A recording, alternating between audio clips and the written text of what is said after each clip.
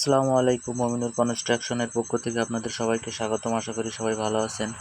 দেখেন, আমরা কিন্তু একটি কলামের খাঁচার বান্ডিংয়ের কাজ শেষ করেছি।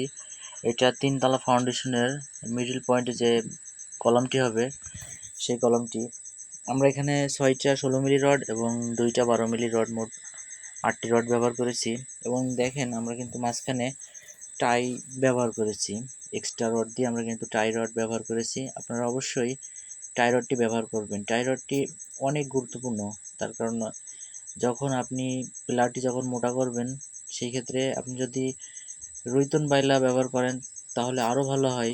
তবে আপনি যদি সেটা না করেন, তবে অবশ্যই আপনাকে এটা করতে হবে, কারণ পিলারটি শক্তিশালী করার জন্য এটার গুরুত্ব অনেক।